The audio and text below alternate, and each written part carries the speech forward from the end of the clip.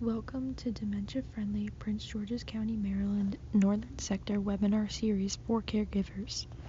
Today's topic is Managing Money, presented by Evan Favors, sponsored by Prince George's County Government and the Department of Family Services.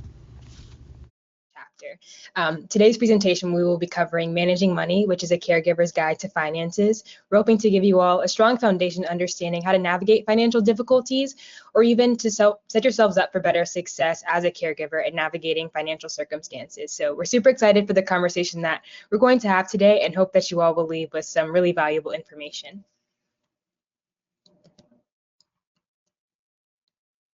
Again, we want to reiterate that this information, although here at the Alzheimer's Association, we have worked diligently to put this presentation together, we do want and encourage you all to definitely consult legal or financial or medical professionals even before acting on the information that is included in this presentation. While these are our recommendations, individuals may have specific circumstances that should be allotted and cared for individually.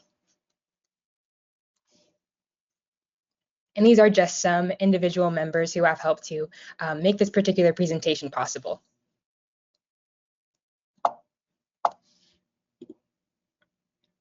All right, so just a few learning objectives for today's presentation. We want you all to leave today understanding and being able to describe how caregiving affects finances. We want you all to be able to list the legal and financial documents that caregivers should put in place. We want you all to be able to prepare for useful discussions about financial decisions and planning. And we also want you all to be able to identify steps to lower the chances of financial abuse and fraud. And lastly, we want you all to begin to create a backup plan in case you can no longer provide care. So these will be the different topics that we'll cover in today's presentation, and we'll go more into depth with each of these objectives tonight. So some key terms before we get started and really delve deeper into this topic, we want to first define what a caregiver or a care partner is. A caregiver or a care partner is a family member, a friend or a legal guardian who supports someone with their health needs and well-being. That person manages money or oftentimes pays for the expenses of another person. And secondly, finances. Finances are money and things that are worth money. Financial literacy is generally understanding how to manage money, from handling day-to-day expenses to even planning far ahead in the future. So these different key terms will help us to start off today's presentation on a positive note and understanding what each of the individual terms that will be mentioned frequently tonight mean and how they can likely apply to caregiving. So for our first objectives, we're going to cover the cost of caregiving. Financial literacy, again, is especially important for caregivers because it provides them with the knowledge and skills needed to better support themselves and others. So when you are able to understand and speak to your unique financial situation, you're oftentimes better able to make more informed decisions that can help to not only influence your experience as a caregiver, but can certainly impact the person with Alzheimer's or other forms of dementia that you are caring for. So a quick knowledge check. What percentage of caregivers have an out-of-pocket cost as a result of caregiving? The correct answer is 78%. More than 3/4 of caregivers have out-of-pocket costs as a result of caregiving, including household and medical expenses. So this kind of helps to paint a more clear picture of the financial undertaking that caregiving can be for each individual. A large percentage of the amount of costs that are covered by caregivers are out-of-pocket costs, which can definitely impose a lot of financial strain when not prepared for it properly. And also, it's important to also establish that caregiving does have a significant impact on employment. Many caregivers end up reducing hours, taking time off, or retiring early, or even quitting their jobs in order to account for the additional time that is needed to truly serve as a caregiver and to do so in a really effective way. So this can definitely increase debt and make it significantly harder to save for retirement, and could also mean cutting back on other costs that are also incredibly important.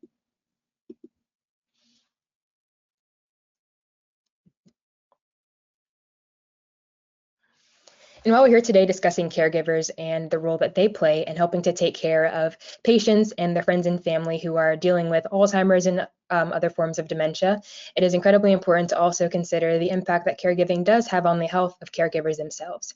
Caregiving can have a major impact on the caregiver's own health, and when caregivers don't take care of themselves, it can certainly lead to additional medical expenses. So not only are caregivers oftentimes expected to potentially cover medical costs for the person that they are caring for, but they may also have some undertakings to address regarding their own medical situations.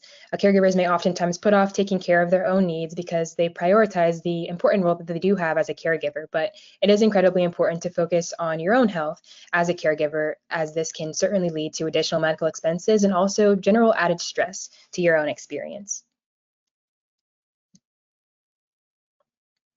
And secondly, we want to cover exactly how Alzheimer's disease affects finances more specifically. So another knowledge check for us, is Alzheimer's a normal part of aging? That is false. Alzheimer's is a progressive and fatal brain disease. It is not a normal part of aging. Although we typically associate Alzheimer's disease with older patients or members of our friends in our communities, it is not considered a normal part of aging, and it is a progressive and fatal brain disease. Another knowledge check for us, Alzheimer's only affects a person's memory. And that is false. Alzheimer's impacts a person's memory, thinking, and behavior, and this can include their ability to manage money. We think of Alzheimer's more specifically as related to memory again, but it can definitely change a lot of things associated with the person's daily routine, including their ability to think and make independent decisions. And that can also fall under the umbrella of being able to manage their finances and make proper decisions, whether about things within the short term or also planning for financial situations that may arise in the future.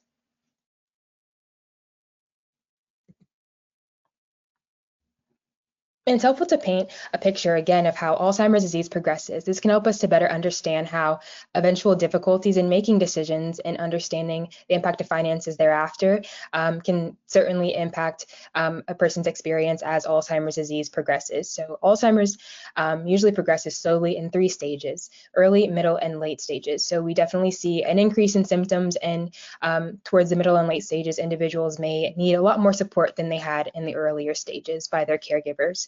An individual with Alzheimer's usually lives 4 to 8 years after their diagnosis, as it is a progressive and eventually fatal brain disease. And as a person advances through the disease, again, care needs increase, and also so does the cost of care. So within the earlier stages, individuals may still show signs of Alzheimer's, but towards the middle and late stages, they will show signs of increasing symptoms of Alzheimer's disease, and they will also require a lot more support, both financially and emotionally, from their caregivers.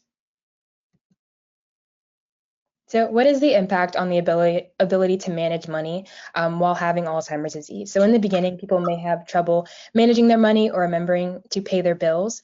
And as the disease gets worse, they will no longer be able to communicate their wishes or to make sound financial decisions. So it is incredibly important that the person who is going through Alzheimer's disease takes on early planning, as this will allow the person to participate in decisions about finances and future care while they are able to participate in the process. It's important that early planning is taken on by the person with Alzheimer's or other forms of dementia, and also it's participated in by their caregiver, so that way they are able to properly execute the person's wishes when they are unable to themselves.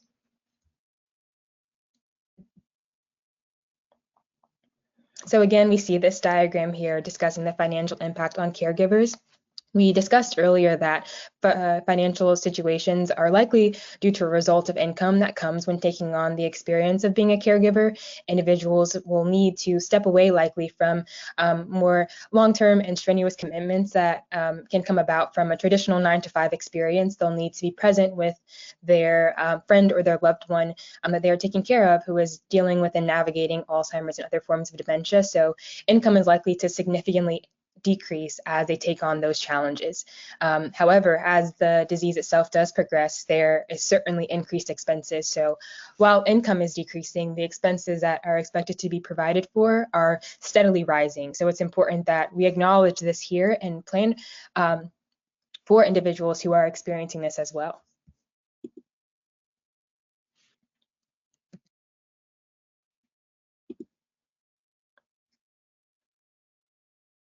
And so what are some unique challenges that dementia caregivers experience themselves? So dementia caregivers have twice the average out-of-pocket caregiving costs. This is likely due to the unique nature of dealing with the progression of dementia and Alzheimer's disease. It's a disease that is progressive in nature, and eventually costs do surmount and definitely do become difficult to allot for, especially if you are experiencing decreases in income as a caregiver. 30 to 40% of dementia caregivers experience depression.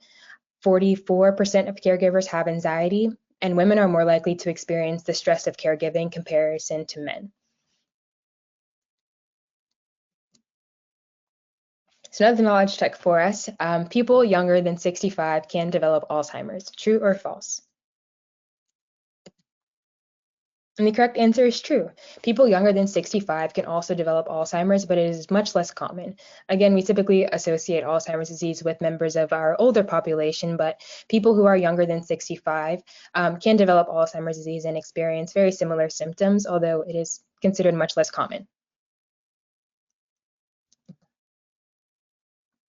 So some additional financial challenges that can be presented to people who are facing Alzheimer's. We'll divide this up between people who are experiencing younger onset, members of the LGBTQ plus IA community, and also members of a low income community. So beginning with younger and earlier onset of Alzheimer's and dementia, people living with younger onset Alzheimer's face additional financial challenges, including many report losing or quitting one or more jobs because of cognitive challenges that have affected their work. And as a result, many are not able to maximize benefits such as disability insurance, FMLA protections, or COBRA due to their younger onset Alzheimer's. So they're not able to benefit from things that would have likely been available to them had they had Alzheimer's or other forms of dementia later on in life.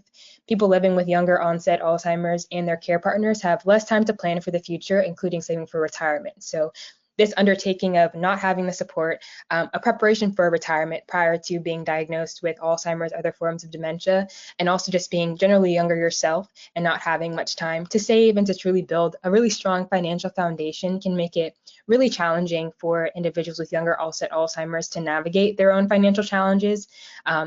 It's really important to acknowledge the difference that this community faces in comparison to people who are diagnosed with Alzheimer's and other forms of dementia at later stages in life.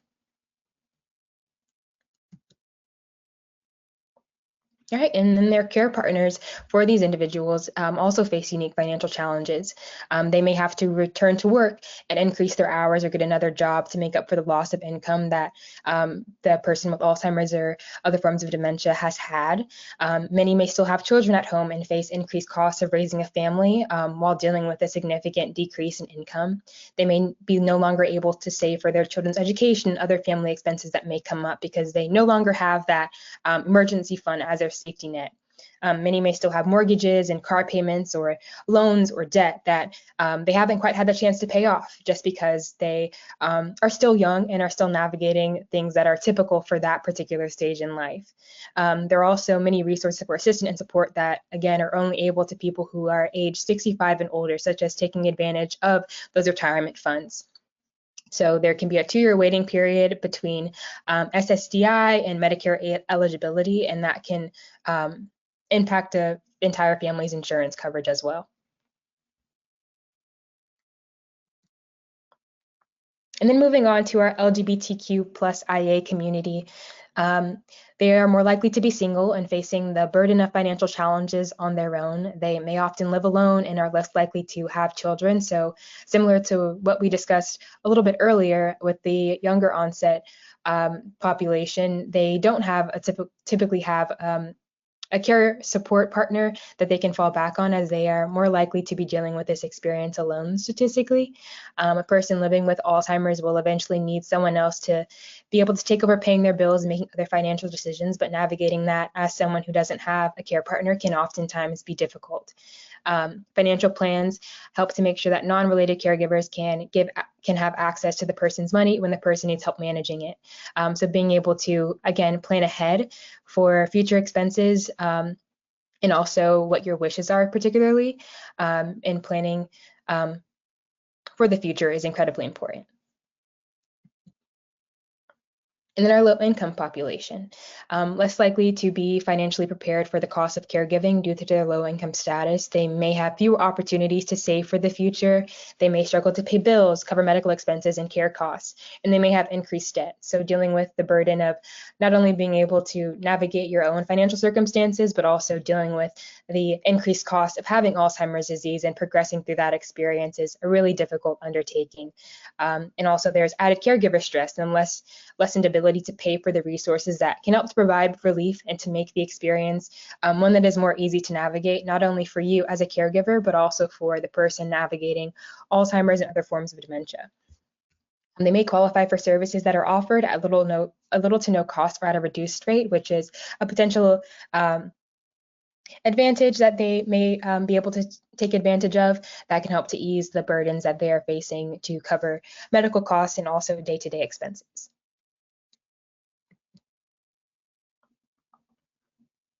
And then we have touched on this a few times within our presentation today, but we're going to dive more into depth as to the benefits of early planning, especially with respect to finances.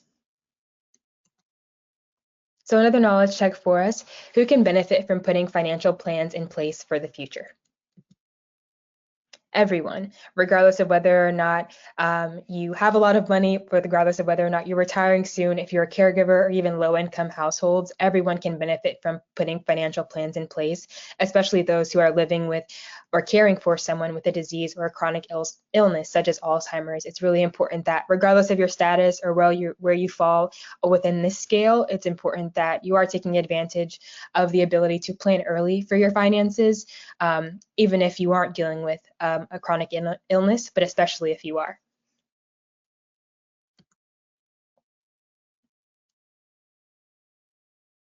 Right, so what are the benefits of planning? We can speak specifically for the caregiver. Knowing the person's wishes, feeling more confident in making important decisions, knowing how to handle financial issues and pay for care, and also a lessened chance of making costly or unwise decisions are all wonderful benefits of taking advantage of early planning. It's important that as a caregiver, your number one priority is making sure that you are caring for the person as they would have hoped to be cared for, and kind of being able to navigate difficult challenges while also keeping their voice within your mind. You want to be able to honor their wishes and to feel confident in making the decisions that are important, such as how to handle financial issues that may arise and will likely arise when navigating the chronic illness of Alzheimer's disease. So there's less chance of making unwise decisions when you have planned early and when you have had the necessary discussion with the person that you will be caring for.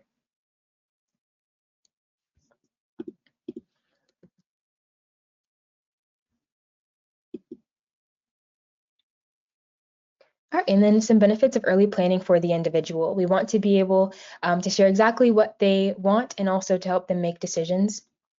And we also want them to find reassurance in that others know their wishes and will follow them, and also to feel relief from having legal and financial plans in place. This, especially within the early stages of Alzheimer's and other forms of dementia, for the individual who is going through that experience, it is incredibly difficult to process the fact that eventually they may not be able to make the decisions that they are making currently because of the progression of their disease. It can bring about a lot of anxiety and wondering how exactly things are going to pan out, especially related to finances. They want to make sure that they are best set up for success when they aren't necessarily able to advocate for themselves in that right.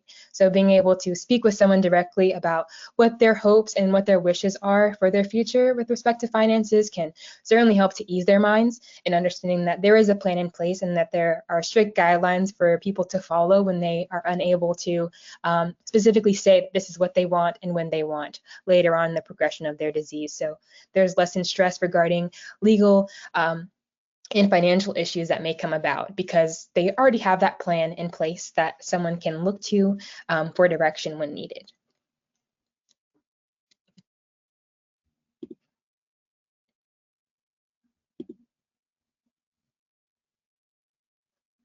All right, and number 4, having conversations about finances. Again, this is a really important tenet within this presentation today. While we can lay out exactly what the benefits of early planning are, and specifically how finances are a large part of caregiving for someone with Alzheimer's, other forms of dementia, the conversation is really the most important part, being able to articulate the importance and also being able to have the necessary conversations to understand what the person that you're caring for needs and what they want.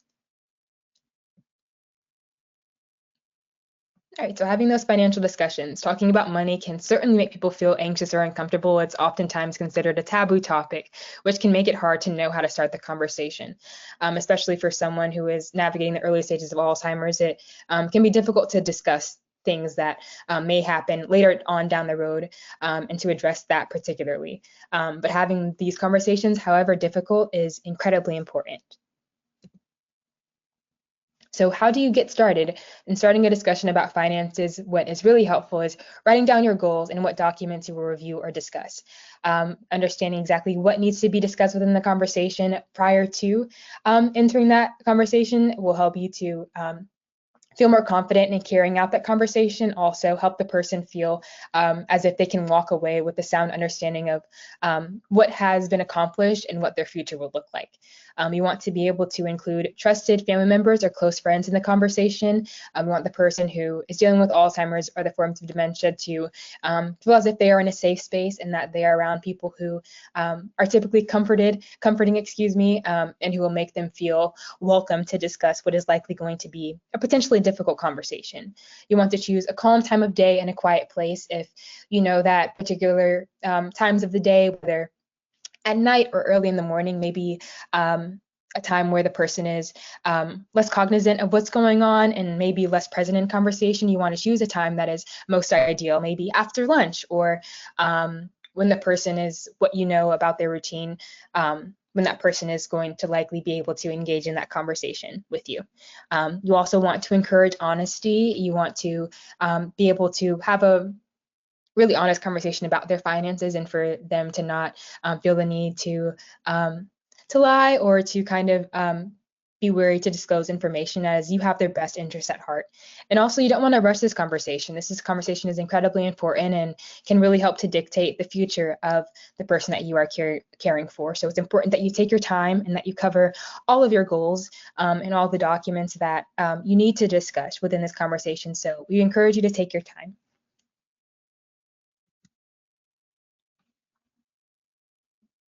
All right, and some additional tips.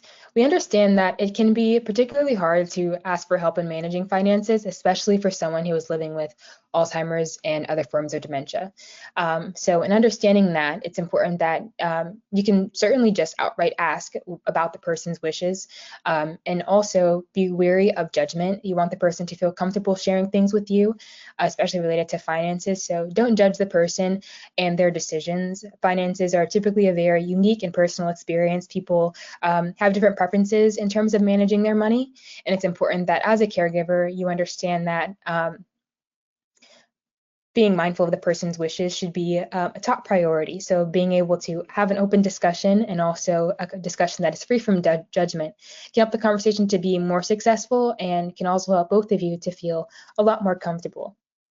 And also, if the person has difficulty communicating, if they are speaking in short sentences and are pausing often, you should pause to make sure that they understand exactly what is being said. You want them to be able to be present in the conversation and to contribute. But if you're noticing that they're having some difficulty, you want to make sure that they are following you. So pausing when needed and speak in short sentences so that way they understand exactly what is happening within the conversation. And also, if the conversation becomes more stressful or the individual possibly becomes agitated or a little bit overwhelmed, it's important that you stop and try again later. You want this to be a conversation that they feel comfortable engaging in. And if it gets to a point where that's no longer the case, it's important that you take a break, as it can be overwhelming and a difficult conversation to have. You also want to try to end on a positive note. Although this is a difficult conversation and it is hinting at what will be a difficult time at some point down the road, you want to try to end on a positive note and help them to understand that having this early planning and having these decisions laid out will certainly help them to feel much better later on. You also want to check in with them regularly. Check in to make sure, again, that they are understanding and following the conversation, and also check in with them again, possibly to inquire about whether or not their plans are the same, or if they would like to make any changes based off of what you all had the opportunity to talk about.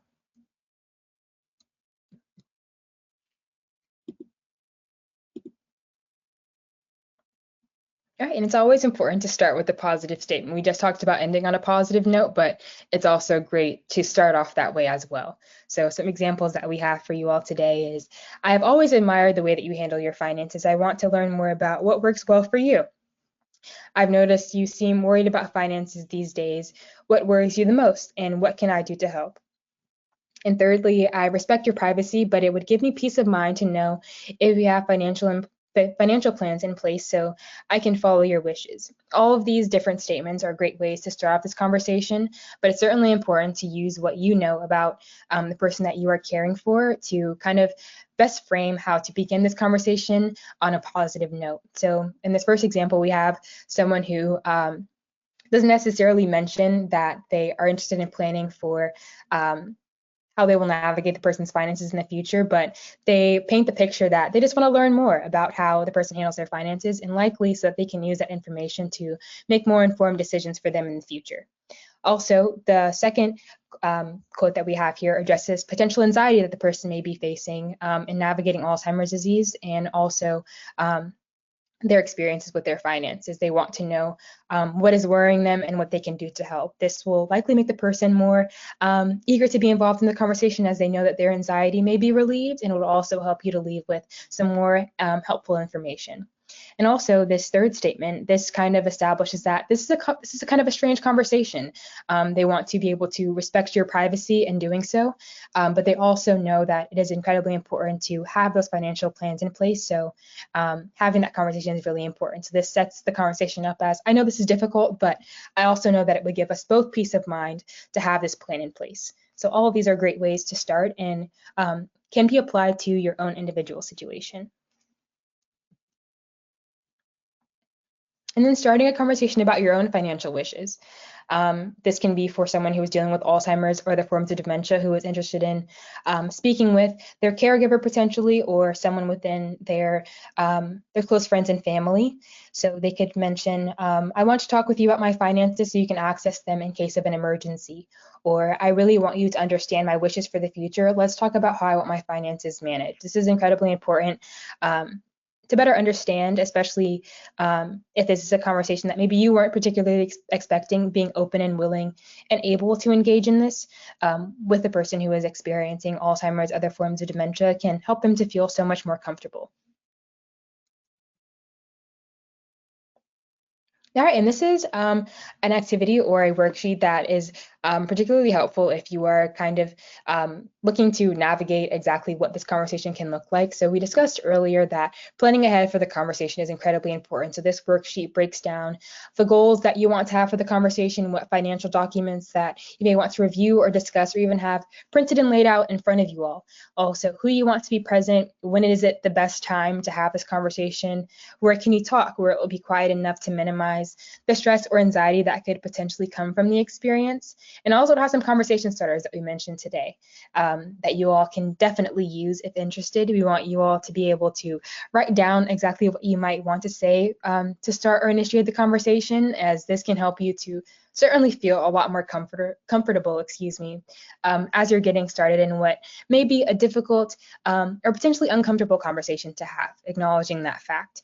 And also we have some tips for having a positive and productive conversation about finances, whether that's being patient, understanding, not judging the person and their decisions. Everyone manages their money in their own way again. So the goal is to come to an agreement on how the person will manage their money, not to pass judgment. You want to explain that you'd like them to give or provide you with a clear picture of their assets and expenses. Focus on the wins first and then build from successes. Don't necessarily focus on maybe the negative aspects of their financial situation, but Focus on the easy wins that you may find. Also, don't make assumptions about the person's ability to communicate.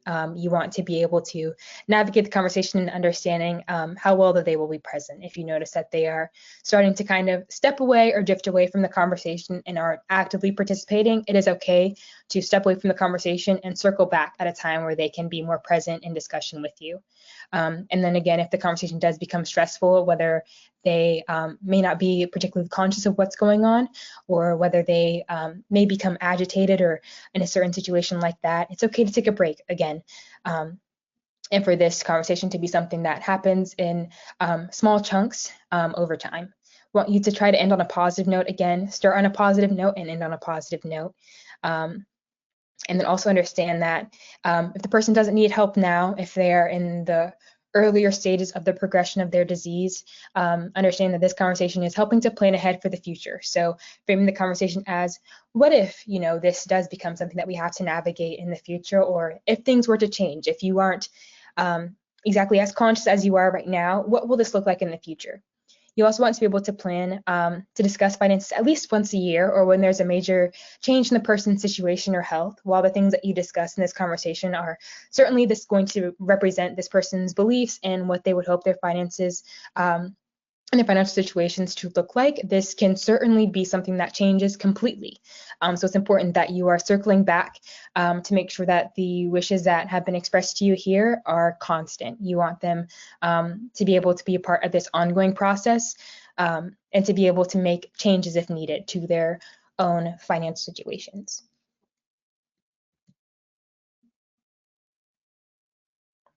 And number 5, avoiding financial abuse and fraud. While we're setting this person up for success, it's important to account for the potential of abuse and fraud within financial planning as well. All right, so another knowledge check for us. On average, how much money do Americans age 80 and older lose each year as a result of financial abuse, fraud, and scams? $39,200. Elderly population can be particularly vulnerable to financial abuse, fraud, and scams, as they are likely to potentially be targeted, and this is considered a form of elder abuse. It's important that these incidents are reported and that individuals who are age 80 and older have systems in place that can help them to understand when they are, encountering a situation that could potentially be abuse, fraud, or a scam, and that they're able to navigate that experience. You don't want them to lose out on money because they didn't know the signs or because they weren't aware. So having plans in place and protections in place, especially for the elderly population, is incredibly important. So financial abuse and dementia. This can occur in any setting. It can happen in people with or without dementia, but it's certainly important in this conversation today to acknowledge the increased risk when a patient does have Alzheimer's or other forms of dementia. Individuals living with dementia have a greater risk of becoming victims, not only because they may potentially be a member of older population, but because they are experiencing cognitive changes. So they may not be able to remember or even report the abuse that has happened to them. They may quickly forget or be unable to recount exactly what happened. So they may struggle to make good financial decisions as a result. They may be unable to recognize signs of abuse and also may not be able to advocate for themselves thereafter.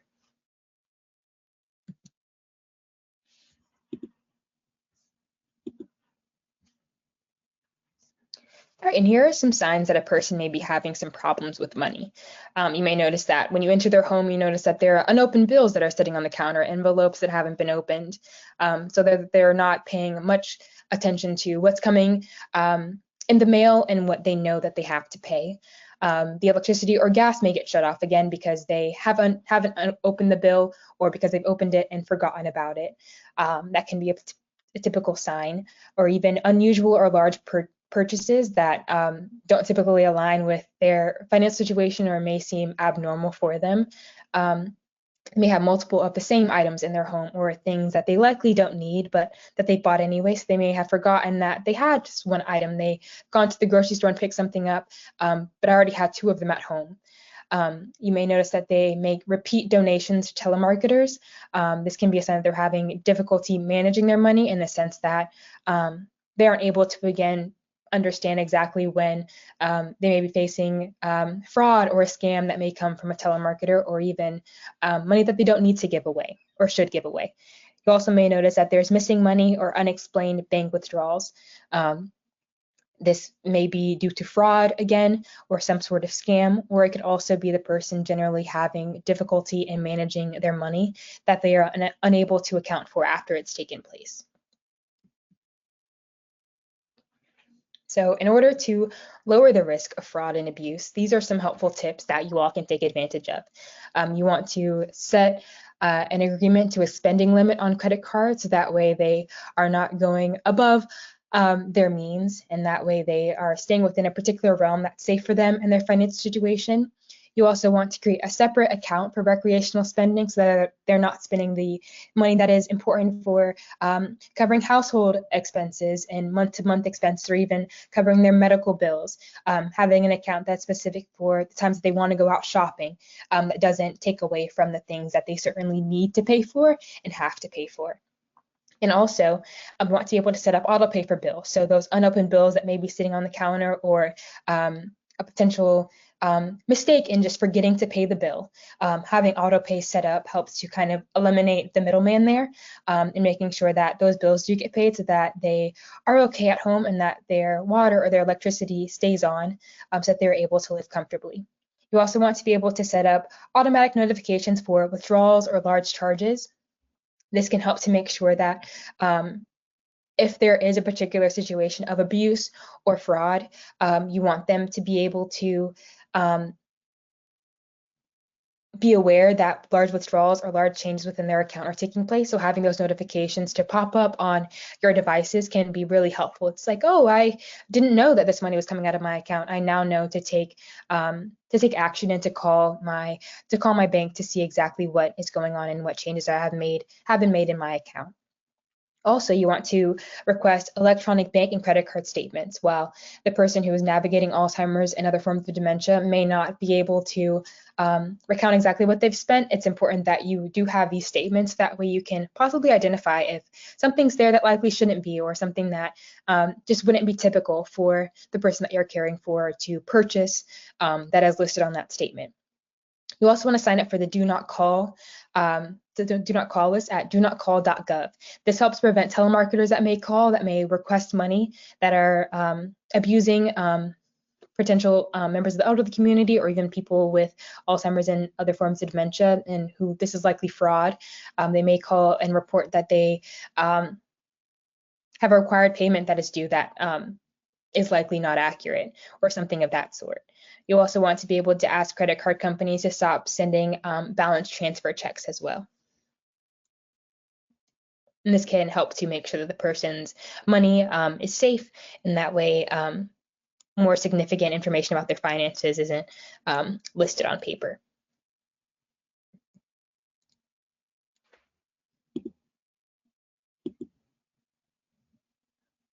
All right, and these are just all the different things that we've discussed today.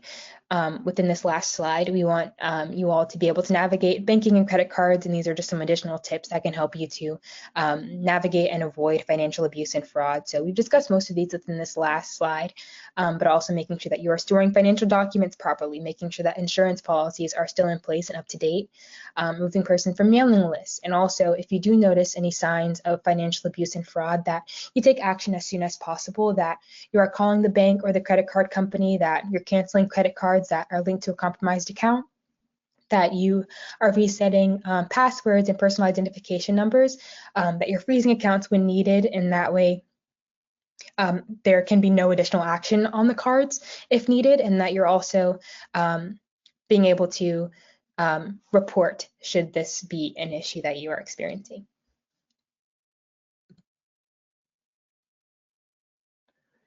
All right, number 6, identifying financial and legal needs.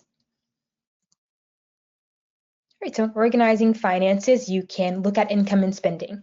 Write down cash in and cash out. Understand exactly what money you started with at the beginning of the month and what money you are leaving with. See if there are places within that month that you can start to cut back on spending in order to save a few extra dollars, and also working to build up savings in case of unexpected care costs. So it's important that you do, prior to even building a financial plan, that you've taken the time to truly look at your financial situation. You understand exactly how much money you have, how much money is coming, and also places that you can potentially save to account for those unexpected care costs that may come up in the future.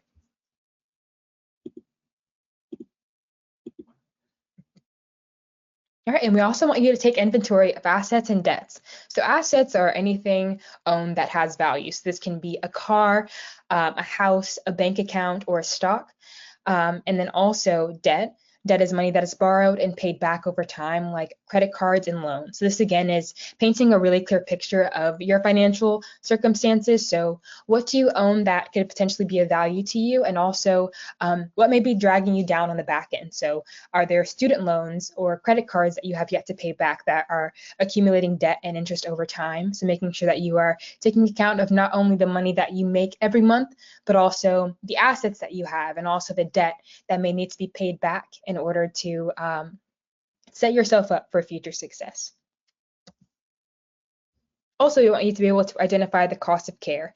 Again, the main premise of this conversation today is to better understand the unique financial circumstances that have to be taken on from someone who is dealing with Alzheimer's and other forms of dementia. So being able to identify the cost of care that could become a part of your finances is really important. So what forms of ongoing medical treatment, prescription drugs, personal care supplies, adult day services, in-home care services, or full-time residential care services are going to need to be paid for.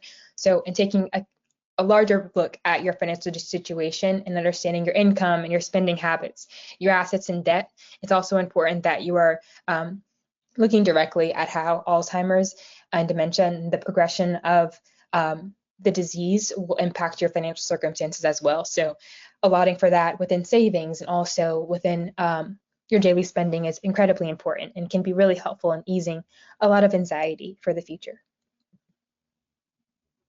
Also making arrangements for ongoing financial responsibilities. So again, whether that's setting up auto payments or paying your bills, arranging for benefit claims, making investment decisions that can help your money to work for you over time, or even preparing tax returns. This can definitely help to ease your anxiety and planning ahead for all of these things and making proper arrangements. So that way you're not stressed and overwhelmed about how exactly you're going to find the time to accomplish all of these things. Making these arrangements at a time that is convenient for you can help to take the burden off of you and also help to better set you up for financial success as well.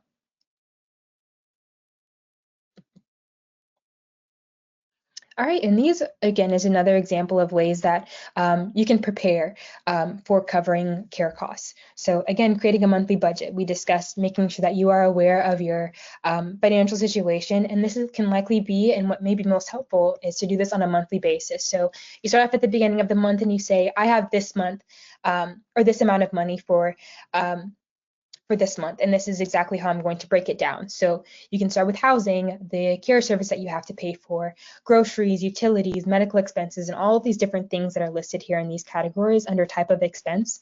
And you can write down the exact amount that you expect to have to pay for those expenses. And then you can tally all of that information up and understand exactly how many expenses you have to cover this month and what exactly that will cost. So you can start the month off with a particular amount and then map out exactly what expenses will be taken out of your monthly income. So it's important that you do build this monthly budget, as it can really help you to understand how much money you may have to put away for savings, and also how much money will be taken away from you this month because of the expenses that you may have to cover. So these are just some expenses that can be considered when making your monthly budget. But again, this can certainly be tailored to the individual. If there's something that is not listed here, you're certainly able to add that in yourself to make this a more personalized budget. All right, so what are some common funding sources? A number of financial resources can be available to help to cover the cost of care. So personal resources, these are things that you likely have taken advantage of yourself. So your income, your 401k or other retirement accounts, your savings, stocks and bonds, and personal property. All of these things are personal resources that you all can take advantage of. Also, federally funded resources. This can be Medicare Parts A, B, and D, veterans benefits, if you're a member of the service, Social Security disability insurance, and compassionate allowance initiative. This can certainly help to take the burden off of being able to cover what are extremely difficult and often costly expenses of care. So being able to utilize these resources as well as your own personal ones can certainly help to account for additional expenses that may come about. Also, state-funded resources you can take advantage of. There's Medicaid, Medigap, and also if you are interested in looking up additional resources, you can go to benefitscheckup.org to see specifically what your state may have to offer. But all of these different resources are ways that you can help to fund your financial circumstances, so that way you understand that you're not doing this alone and that there are plenty of resources that you are able to take advantage of should you need them. In organizing legal plans, what are some tips for legal planning? So legal planning makes sure that a person can designate a trusted friend or family member to make decisions for them. So while we've been discussing having these conversations with our loved ones over the course of this presentation, having a legal plan in place helps to make sure that the person who has been entrusted with that information has the legal right to act on it and to make those really important decisions.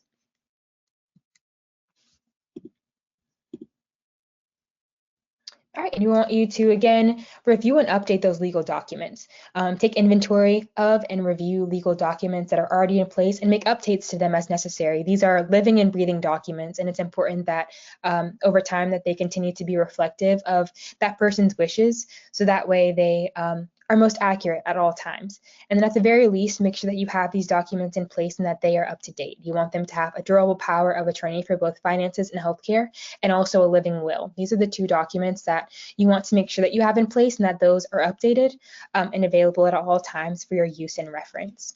These can be particularly important and relevant to someone who is navigating Alzheimer's and other forms of dementia, to understand their wishes and have them in a document that is easy to reference. And also for power of attorney, so that way they can utilize their role.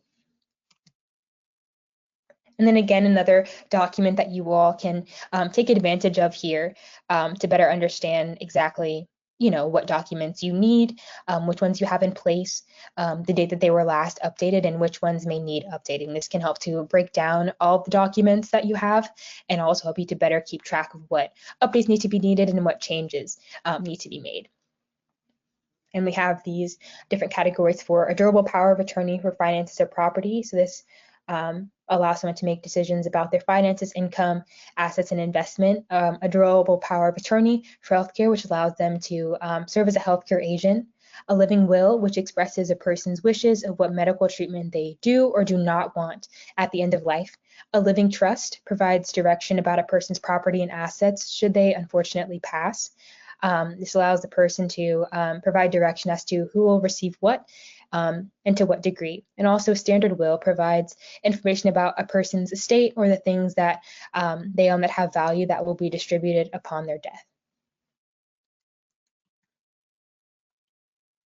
All right, and then while we have shared all of these different things with you all here today, we certainly would love for you all to utilize this information. We do also want you to take advantage of professionals who can provide more potentially accurate and also individualized information for you all. So should you be interested in taking advantage of these resources, whether based on legal documents or circumstances or navigating your finances through this experience, you can take advantage of the resources here.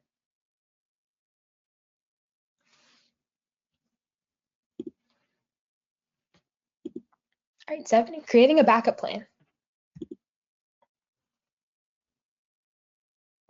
All right, so you can talk with friends and family about who could take over different caregiving responsibilities to better divvy up the responsibility and undertaking that being a caregiver is, so that no one is getting overwhelmed or burdened.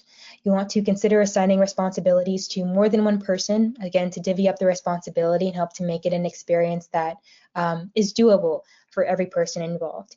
Also, designate a trusted backup agent for the person's power of attorney. Should the person be unable to make decisions for that person, who can step in to fill their place.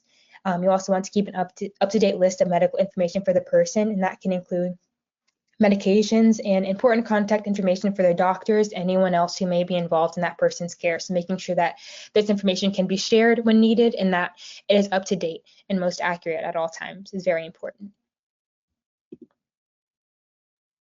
All right, and then as a caregiver, it is incredibly important to take care of your health. If you've learned anything from today's presentation, we hope that it is to prioritize your health and to account for the financial circumstances that may come about with the progression of Alzheimer's and other forms of dementia. And as a caregiver, we understand that the best thing that you can do for the person that you are caring for is to stay physically and emotionally strong. So we want you to visit the doctor regularly, to eat well and stay physically active, to look into respite care or other support services, to ask for and accept help from others, and to build a care team to assist with caregiving responsibilities. While we've discussed financial circumstances today, this is important not only for the sake of your finances, but also for your general well-being. We want you all to be healthy and to be able to be fully immersed in the caregiving experience, but to also be healthy and taking care of yourselves. So we encourage you all to please do these things to take advantage of the resources that are available to you. All right, and we also want you to know that we are here as a resource for you too. The Alzheimer's Association is available wherever and whenever you need reliable information and support. You can contact us via phone at our free 24/7 helpline at 800-272-3900. You can visit us online at alz.org, where you can learn more about the information that was provided for you today, and also other resources that you can take advantage of as a caregiver yourself, whether that be understanding Alzheimer's and other forms of dementia or what we cover today in navigating your personal finances. You can also find us in communities nationwide. We're here today representing the National Capital Area chapter, but if you go to this website, alz.org/CRF, you can find particular chapters that may be within your communities. So we encourage you to take advantage of the resources that we have put together so that you're more prepared for circumstances that you may encounter. And thank you. I am so grateful for the opportunity to have presented to you all tonight. It has been a pleasure to share with you all information about managing your finances and the intersections between finance and caring for an individual with Alzheimer's and other forms of dementia. We hope that this presentation has been helpful for you. And again, should you be interested in learning more about the resources that we provide at the Alzheimer's Association, we encourage you to learn more about us via our website or via our 24/7 hotline.